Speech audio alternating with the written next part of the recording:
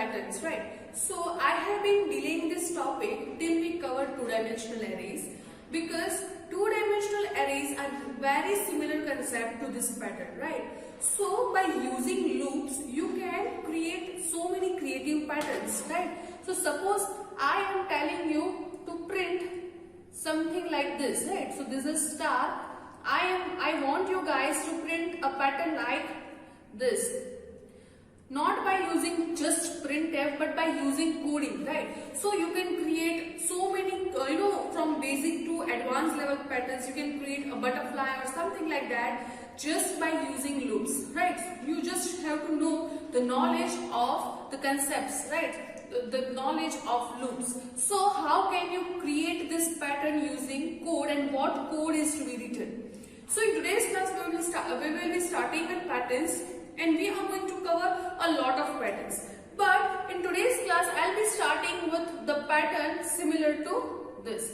So we are going to start with this pattern. This all symbols are star, that is multiplication sign. Now what code is to be written in order to draw this pattern as output, right? So you can see that this is one row. You can see this is first row, this is second row, third row and fourth row. For each row I am having column 1, 2, 3, 4, right? So for first row you can say for I equal to 1 you are having j equal to 1, 2, 3 and 4. Then I is incremented to 2, then j will be 4, 1, 2, 3, 4. I hope you guys are understanding this concept. So this concept is really very similar with the two-dimensional array. Just the difference was that in two-dimensional array I was starting I with 0 and j with 0, because array index are always starting with 0. But in patterns there is no limitation. You can start either with 0 or 1 as your program demands. So what will be the code for that? So let me first erase this. Now you understand, for I and as you are using I and j, you have to use two loops, right? So how can you use two loops to draw this pattern? So what you are doing, first for I equal to 1, you are taking j equal to 1 and printing star. Then j will be incremented to 2 and printing star. Then j will be incremented to 3, then printing star. So this is going to be happening in this manner. Actually what is happening over here, you can see for j equal to 1 it is printing star, then j equal to 2 it is printing star, then j equal to 3 it is printing star, and j equal to 4 it is printing star. Now it will be new line, right? So it will be I equal to 2, that is new row. Value of I is being changed. So at that time you have to write new line. So after this there will be new line. So for I equal to 2, again the scenario is same. J equal to 1, 2, 3, 4. After that value of I is changed. So new line. So 3 over here. Again the similar code. You can see the pattern over here, like the repeated code over here, right? So every time I'm printing star after j, so what code is to be done? So let me write a code over here, what I am doing. So to achieve this code, I can write a code like, let me first erase this. to achieve the code, I am writing something as, first I have to take int I and j, right? Then I am taking for I is equal to 1, I is less than here 1 to 4. So I is less than 5 or I is less than or equal to 4. You can write any condition and I plus. After that, inside this I am taking another loop, nested loop, j equal to 1, j is less than 5, j plus, right? For each I, jth value will be 1, 2, 3, 4. And here I am printing printf, just star is going to be printed, right? For each j, see the value of j will be 1, 2, 3, 4. I am not using new line for value of j. I am just using new line only when the value of I changes. So in this loop, value of I will not change. We know that at this braces j will be plus. So value of j will be changed over here, but i's value is constant for this loop. When the value of I change, when the closing brackets of this loop happens, right? The value of I change at this moment. So before the value of I change, I am doing printf /n, right? So what I am doing, first value of I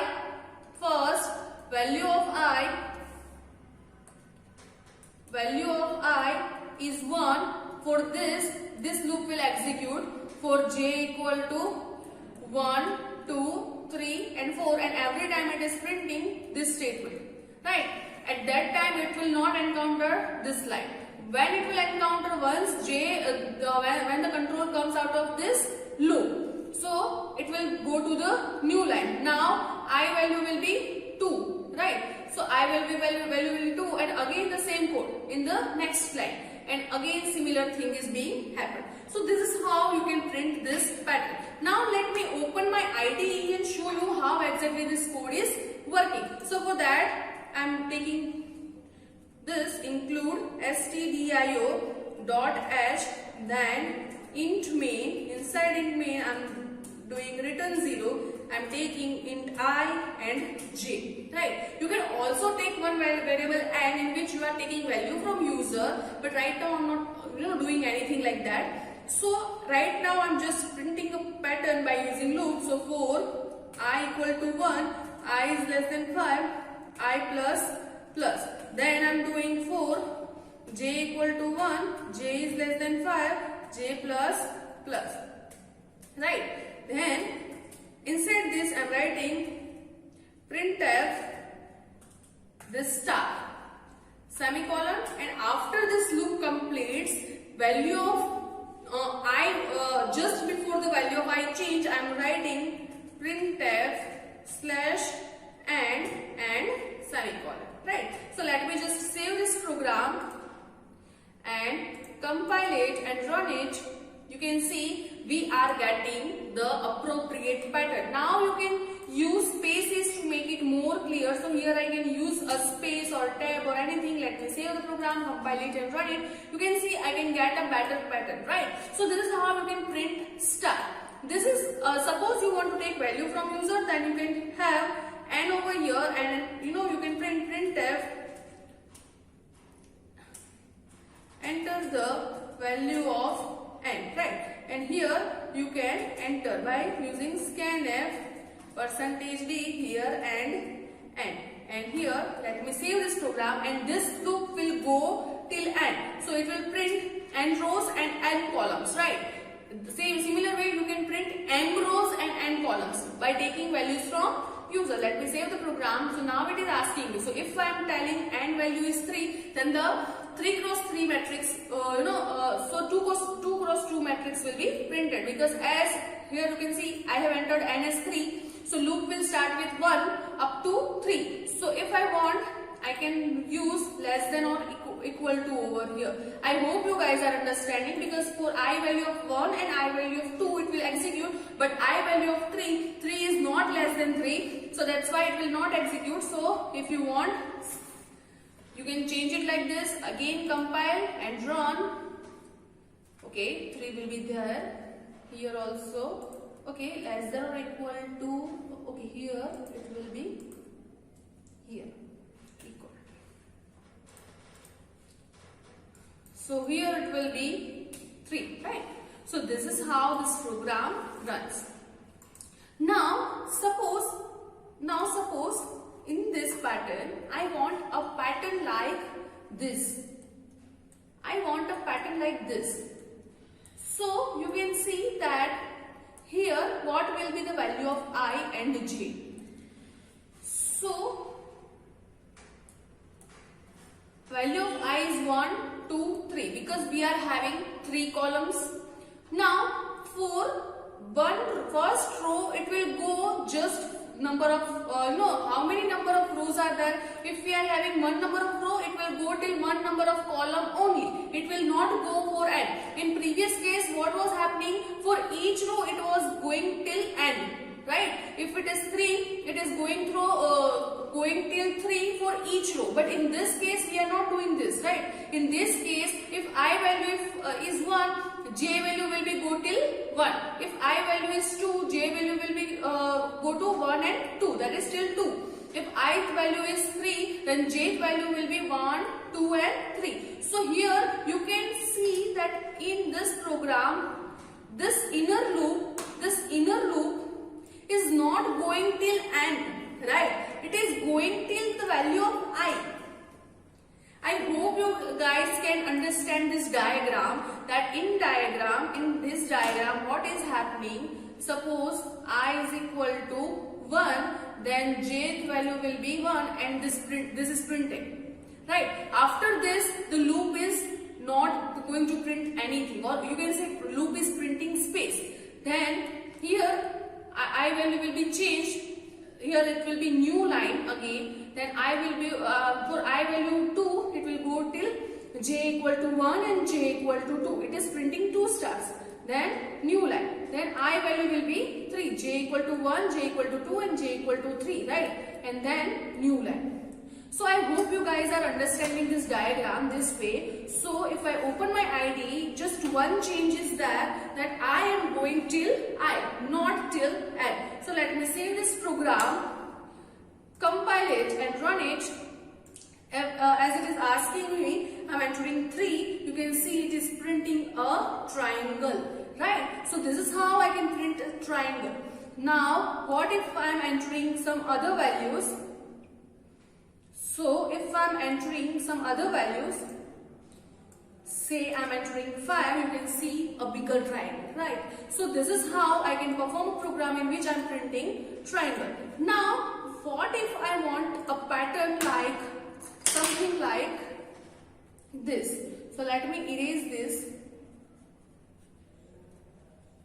What if I want 1, 1, 2, 1, 2, 3. So what kind of pattern I want?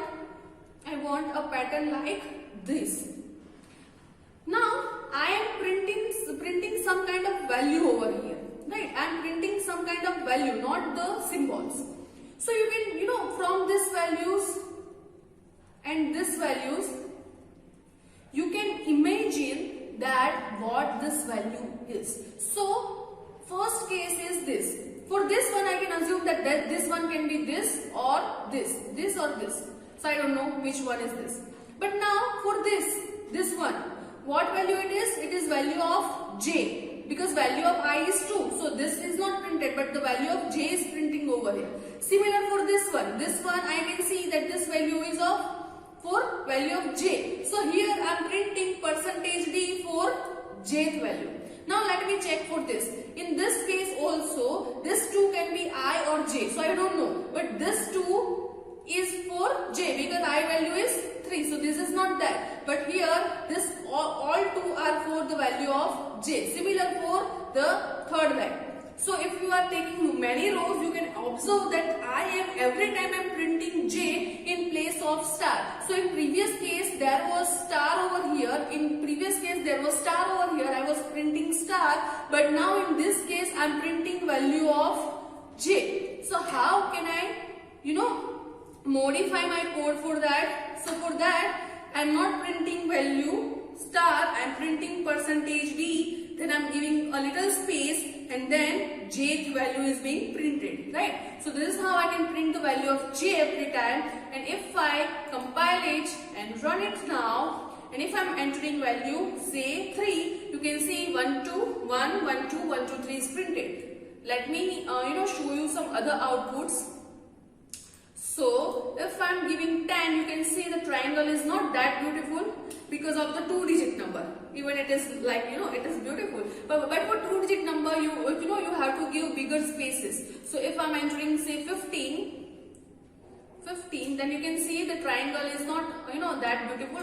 We have to give more space to that, right? So this is how you can use this program to print such patterns. Now let me know that what changes will be there if I want a pattern like, say suppose I want to print a pattern like for I equal to 1 and j equal to 1, I'm printing 1.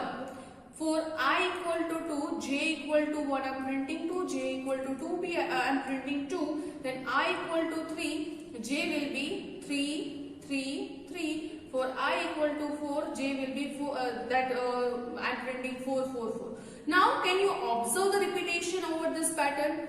If you understand the previous patterns, then it is very easy for you to understand that here every time I'm printing the value of I. Every time I'm printing the value of I, right? So I am printing value of I every time. It is very easy. In previous case, I was printing the value of j. In previous case, I was printing the value of j. But in this case, I am printing the value of I. So what change is to be done in order to print a pattern like this? 1, 2, 2, 3, 3, 3. What will be the change? The change is just a one word, that is I am printing value of I instead of value of j. Then compile the program. If I give 5, you can see it is printing 1, 2, 2, 3, 3, 3, 4, 4, 4, 4 and 5, right? So this is how you can print a pattern. So this for this kind of pattern. So from this I can say that if you want to print a pattern of this quadruple, this fourth quarter, if you want to print this fourth type of quarter, then you can use a similar code like this. So this code of loop will be used if you want to print this kind of quarter, right? So for this kind of quarter you can write this similar loop, and inside this loop you have to write your own logic in order to get the desired pattern. So this is all about the basics of pattern. Now in the next videos I am going to cover a lot of more patterns. We are going to cover 4 type of quarters entire square.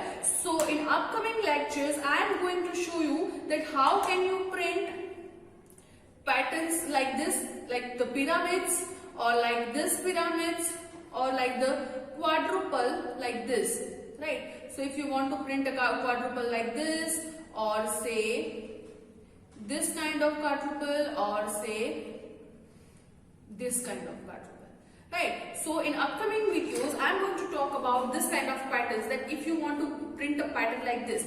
So by means of this I want to say, if you want to print a pattern like this, how can you write a code, or similar for this, this, this and this, right? So stay tuned with this video series, and go to the videos for this patterns. It is very important, and you can create your own patterns by writing your own code.